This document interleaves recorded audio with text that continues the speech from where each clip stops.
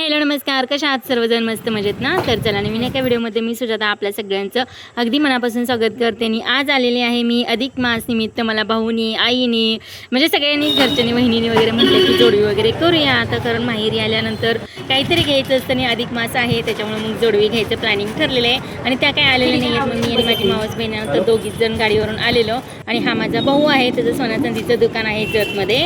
तर म्हटलं चला आता स्वराचं पैंजण पण चेंज करायचं होतं, पैंजण पण घेऊया, तिला जोडवी वगैरे पण घेऊया.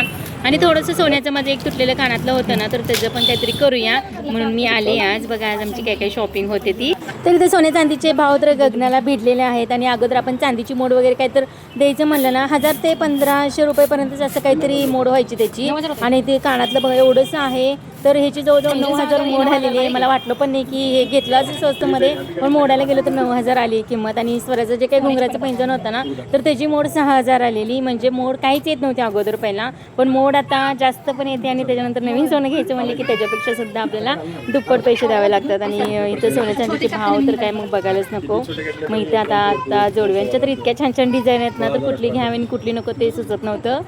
तर आता चांदीचा रेट कसा आहे काय माहीत नाही, पण भार आहे ना, तर जवळजवळ आम्हाला 2800 ते 2900 रुपये जोडव्याच्या चांदीचा भार सांगितलेला आहे. इथं एक भाराला तेवढे लागतात. आणि याच्या अगोदर आपण 1000, 700, 800 असे भार चांदी असायची. पण इथं आता एवढे चांदी सोन्याचे रेटच एवढे झालेले आहेत की खूप झालेले आहेत, काही घेणं होतच नाही. शेवटी ही फायनल डिझाईन केलेली आहे, जी की पेडामाट आहे त्याच्यावरती डिझाईन आहे. आणि बाकीच्या सगळ्या कशा वापरलेल्या आहेत, म्हणून मी म्हटलं यावेळेस जराशी वेगवेगळी घेतलेली. 5975 जुन्याची झाली 2000. Hello minus.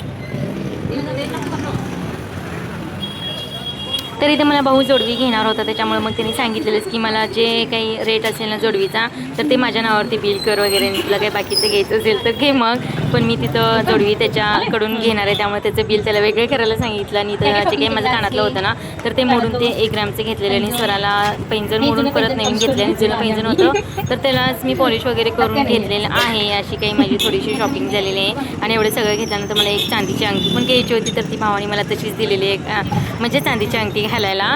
तर ही होती आजची आमची शॉपिंग. तुम्हाला कशी वाटली नक्कीच कमेंटमध्ये सांगा. आणि अधिक मास म्हटलं की काहीतरी चांदी घ्यावीच लागते म्हणून असं घेतलं. थोडंसं खाऊ वगैरे घेतला आणि त्याच्यानंतर मग घरी वगैरे आलो. सगळ्यांनी वडापाव वगैरे खाऊन घेतला.